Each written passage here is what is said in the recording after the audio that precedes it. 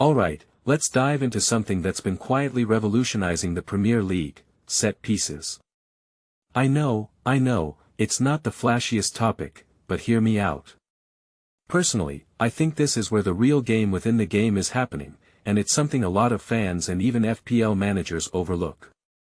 What makes this really interesting is how set pieces have become a battleground for marginal gains, with clubs hiring dedicated set-piece coaches like they're signing star players. Take Austin McPhee, for example. His move from Aston Villa to Chelsea was treated like a major transfer, and that's because set pieces are now a massive deal. Here's a stat that blew my mind: last season, 27.4% of all Premier League goals came from non-penalty set pieces. That's the second highest in the league's history. Corners alone accounted for 18% of goals, up from 12.1% the season before. If you take a step back and think about it, this isn't just a trend, it's a full-blown revolution. Teams are pouring resources into this, and those who aren't are getting left behind. Now, let's talk about what this means for FPL managers. Knowing who takes set pieces and who benefits from them is almost as crucial as knowing who's scoring goals. Take Arsenal last season. They scored 25 goals from set pieces, while conceding only 8. That's a plus 17 goal swing, which is insane. On the flip side, teams like Bournemouth, Crystal Palace, and Liverpool struggled, conceding 20 set-piece goals each. What this really suggests is that set-piece prowess isn't just about scoring, it's about defending too. One thing that immediately stands out is the rise of the in-swinging corner. Last season, there were 2,643 in-swinging corners compared to just 541 outswingers. This means teams are favoring left-footed takers on the right side and right-footed takers on the left. A detail I find fascinating is how this trend impacts player roles.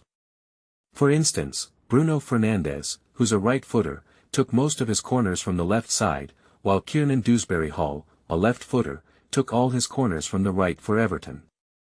This isn't just trivia, it's a strategic shift that affects player value in FPL.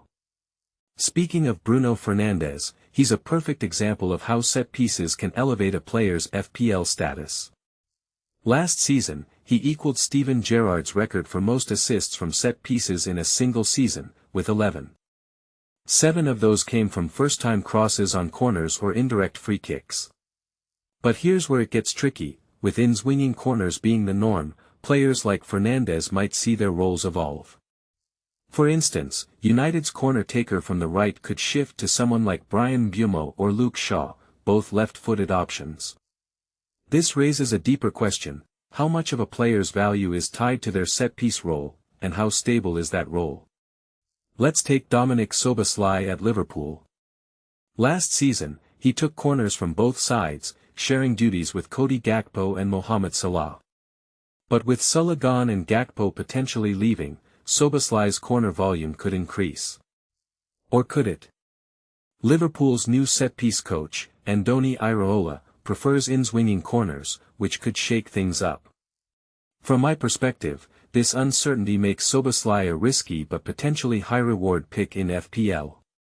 He's priced at £7.0 million, and Solio projects him to average 4.91 points per game in the first 10 game weeks, which is great value.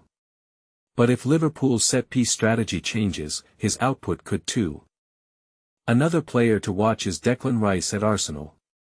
He led the team in corners, indirect free kicks, and throw-ins last season, but Arsenal's strict set-piece routines mean he only took corners from the left side. The potential arrival of Bruno Guimaraes could complicate things. Guimaraes has dead-ball skills and ended with a shot more often than Rice from corners. Plus, he's a penalty taker, which could eat into Saka's or Gyökeres's duties. In my opinion, this is a situation to monitor closely, especially if you're considering Rice for your FPL squad. Finally, let's talk about penalty takers, because they're the wild card in all of this. Igor Thiago at Brentford is a prime example. He scored 22 goals last season, 8 of which were penalties. But Solio isn't convinced he'll keep up that rate, projecting players like Haaland, Fernandes, and Palmer to take more penalties. Personally, I think Thiago is still a solid pick at £8.0 million, but it's worth considering if that money could be better spent elsewhere, like on Everton's Iliman Ndiaye, who's £2 million cheaper and projected to outscore Thiago. So, what's the takeaway? Set pieces are no longer an afterthought, they're a cornerstone of modern football. For FPL managers, understanding the dynamics of set-piece takers and receivers could be the difference between a good season and a great one. But remember, this is a constantly evolving landscape, with new signings, coaching changes, and tactical shifts all playing a role. What many people don't realize is that set pieces are where the real edge lies, and those who master this aspect of the game will be the ones to watch. Let me know in the comments, who's your set-piece sleeper pick for the upcoming season?